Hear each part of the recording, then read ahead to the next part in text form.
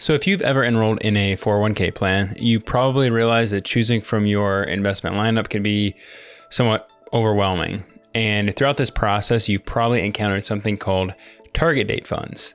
Now, these are often shown as a fund name and then followed by a year, sometime, coinciding with your anticipated retirement date. So it may look like Vanguard Target Retirement 2055 or Life Path Index 2045. And these funds have a set asset allocation, so that's split between stocks and bonds, that changes over time as you approach that target retirement year. So the closer you get to that date, the less equity or risk exposure that fund contains.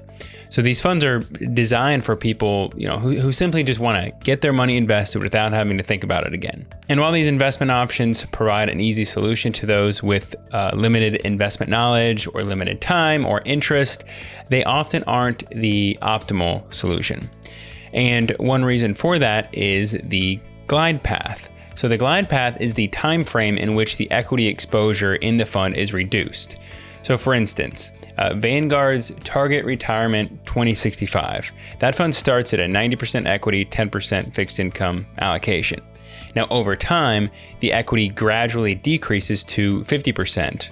So it becomes a 50-50 at the target retirement date of 2065. Now, after that, the following 10 years, the equity goes from 50 to 30, and then it eventually just stays at 30-70 for the rest of retirement. So that sounds pretty easy and intuitive, right? Well, the problem with that is that the glide path is not ideal for everyone. Each person has different dreams, goals, obstacles, and opportunities, and all of those things influence how a retirement portfolio should be structured. And for that reason, there is no one-size-fits-all with investing. So for example, a 40-year-old who didn't start saving until today is going to need to be more aggressive or take more risk with their investment portfolio than someone who started saving diligently at 25, even if they both plan to retire at the same date.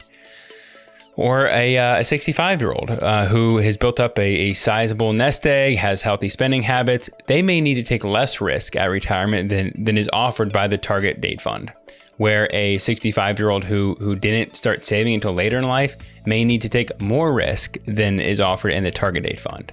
So the moral of the story here is that everyone is different, but the target date funds have a predetermined glide path that prevents you from shifting allocations based on your unique life circumstances, thereby producing suboptimal results in the long run.